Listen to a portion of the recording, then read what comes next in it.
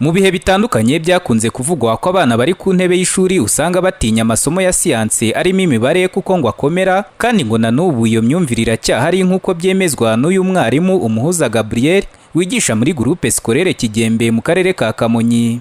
Abana barayatinya cyane kubera yuko ahari n'ibyo bishyizemo. Mu by'ukuri aya masomo ntabwo akomera bitewe ko natwe twarayize kandi twayakuyemo ubumenyi ari nabwo dutanga. Rero muri uko kuyatinya twebwe turayabatinyura dukoresheje application no kuyabakundisha. Impuguke mu burezi Professeur Blaise Chapunda akaba n'umwe mu bayobozi ba Kaminuza Nyafurika yigisha imibare na siyansi EMS Rwanda, agaragaza ko kuba hari abana bagitinya kwiga amasomo ya siyansi ngo usanga hanini binaterwa n'uburyo abarimu bayigishamo mu buryo butayakundisha abanyeshuri. You don't introduce a chapter just by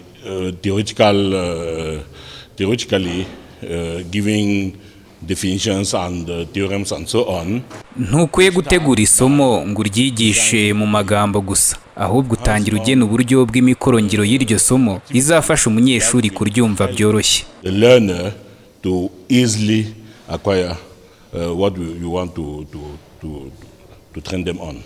Ku ruhande rw'abarimu bigisha imibare na siyanse, bamwe muri bo bavuga ko kubura ibikoresho bihagije bituma bayigisha mu magambo gusa ntibagire imikorongiro ihagije, ari nabyo bituma hari abana batayakunda bumva ko akomeye.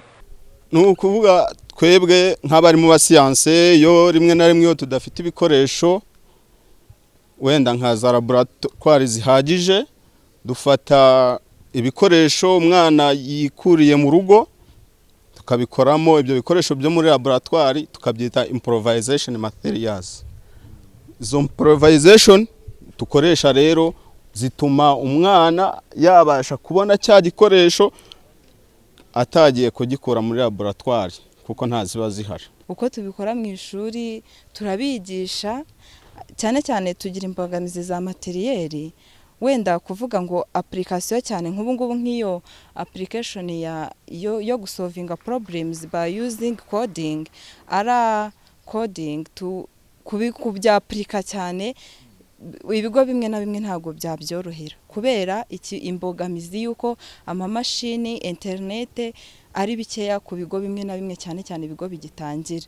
Gusa nyine bitewe nuko bazatuvuganira. Komisiyo y'igihugu ikorana na UNESCO nayo igaragaza ko mu Rwanda abana benshi by'umwihariko b'abakobwa usanga bagitinya kwiga amasomo ya siyanse. Icyakora ngo hari imbaraga zishyizwe mu kuyabatinyura nk'uko Albert Mutesa, umunyamabanga mukuru wa Komisiyo y'igihugu ikorana na UNESCO abisobanura. Kuko twabonye ko abana b'abakobwa ugiye kureba abakurikira aya masomo ya STEM, science na technology, engineering na mathematics, ababikurikira usanga ari bakeya, baracyari hasi. Kenshi dukunze gukoresha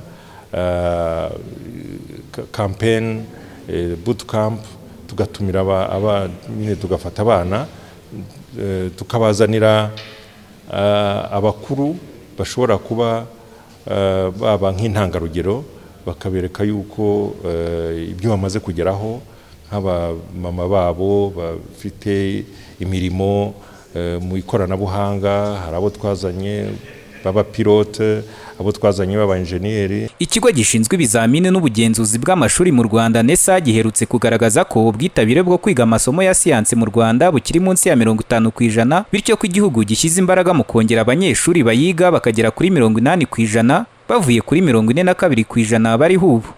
Daniel Hakizimana, Flash TV.